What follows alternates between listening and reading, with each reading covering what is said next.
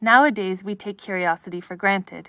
We believe that if we put in the hard work, we might one day stand before the pyramids, discover a new species of flower, or even go to the moon. But in the 18th and 19th century, female eyes gazed out windows at a world they were unlikely to ever explore. Life for women in the time of Queen Victoria was largely relegated to house chores and gossip, and although they devoured books on exotic travel, most would never leave the places in which they were born. However, there were a few Victorian women who, through privilege, endurance, and not taking no for an answer, did set sail for wilder shores. In 1860, Mary Ann North, an amateur gardener and painter, crossed the ocean to America with letters of introduction, an easel, and a love of flowers. She went on to travel to Jamaica, Peru, Japan, India, Australia. In fact, she went to every continent except Antarctica in pursuit of new flowers to paint. "I was overwhelmed with the amount of subjects to be painted," she wrote.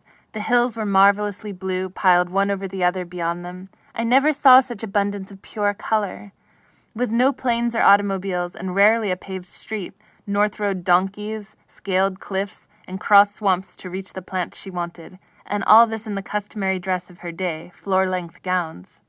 As photography had not yet been perfected, Mary Ann's paintings gave botanists back in Europe their first glimpses of some of the world's most unusual plants, like the giant pitcher plant of Borneo, the African torch lily, and the many other species named for her, as she was the first European to catalogue them in the wild. Meanwhile, back in London, Miss Mary Kingsley was the sheltered daughter of a traveling doctor who loved hearing her father's tales of native customs in Africa. Midway through writing a book on the subject, her father fell ill and died, so Kingsley decided she would finish the book for him.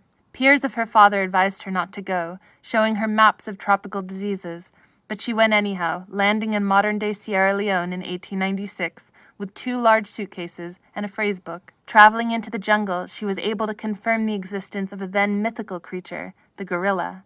She recalls fighting with crocodiles, being caught in a tornado, and tickling a hippopotamus with her umbrella so that he'd leave the side of her canoe. Falling into a spiky pit, she was saved from harm by her thick petticoat. "A good snake, properly cooked, is one of the best meals one gets out here," she wrote. Think Indiana Jones was resourceful? Kingsley could out-survive him any day. But when it comes to breaking rules, perhaps no female traveler was as daring as Alexandra David Neal. Alexandra, who had studied Eastern religions at home in France, wanted desperately to prove herself to Parisian scholars of the day, all of whom were men. She decided the only way to be taken seriously was to visit the fabled city of Lhasa in the mountains of Tibet. "People will have to say, 'This woman lived among the things she's talking about. She touched them, and she saw them alive,'" she wrote.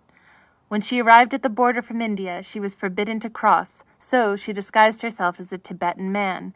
Dressed in a yak fur coat and a necklace of carved skulls, she hiked through the barren Himalayas all the way to Lhasa, where she was subsequently arrested. She learned that the harder the journey, the better the story, and went on to write many books on Tibetan religion, which not only made a splash back in Paris, but remain important today.